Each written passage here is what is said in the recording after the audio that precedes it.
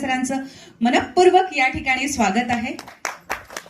स्वागत करत असताना त्यांचे दोन शब्द या ठिकाणी आपण बोलूया. त्यांनी दोन शब्द या ठिकाणी व्यक्त करायचे आहेत.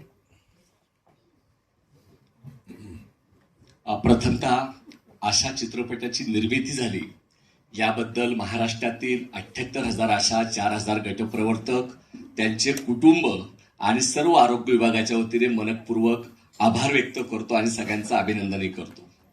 खरं आशा हे जे नाव आहे, ॲक्रेडिकल सोशल हेल्थ ॲक्टिव्हिस्ट, हा इंग्लिशमधून मराठीमध्ये शॉर्ट म्हणजे आशा.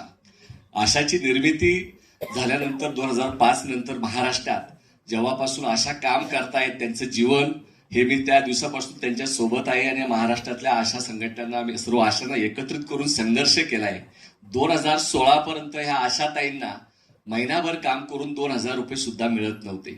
परंतु त्यानंतरच्या काळामध्ये कोरोना आला आणि कोरोना काळामध्ये आशाताईंची सर्व दखल घेतली गेली आणि आज आम्ही संघर्ष करून, कुटुंबाचा संघर्ष तर आहे, तो चित्रपटात तुम्ही अतिशय चांगलाच दाखवला असेल. आम्हाला पाहायला उत्सुकता आहे, कारण मी अनेक आशाताईंचं आयुष्य पाहतोय की कुटुंबातला पती, त्याची सासूबाई यांचं जे योगदान त्यांना काम करताना आहे ते कधी विसरता येणार नाही. त्याशिवाय आशाताई काम करूच शकत नाही, हेही या निमित्ताने सांगू इच्छितो. आणि आशाताईंचा संघर्ष हा 24 तास काम करणार आहे, परंतु आजही त्यांना कर्मचाऱ्याचा दर्जा नाही आणि त्यांना किमान वेतन सुद्धा मिळत नाही, ही आमची भावना आहे. आणि म्हणून ज्या महिला 24 तास काम करतात, महाराष्ट्रामध्ये, देशामध्ये महिलांचा आदर करतो असं आपण म्हणतो, परंतु जेव्हा वेतनाचा प्रश्न येतो तेव्हा महिलांना दुय्यम स्थान या देशामध्ये मिळतं. याचं दुःख आहे.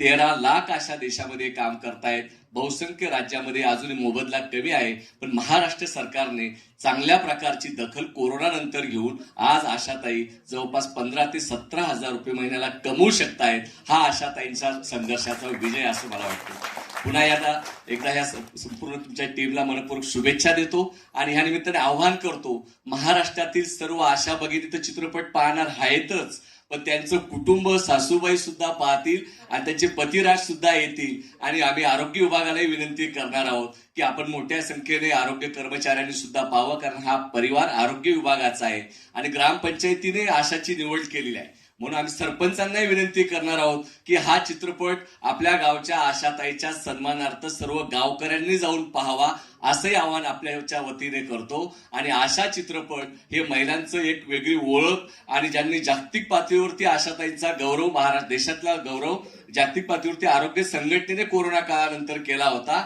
आणि त्यानंतर गौरव जर केला असेल तर आपल्या ह्या टीमने या चित्रपट निर्मितीच्या निमित्ताने केलंय. म्हणून पुन्हा एकदा सर्वांचे मनपूर्वक आभार मानतो आणि थांबतो.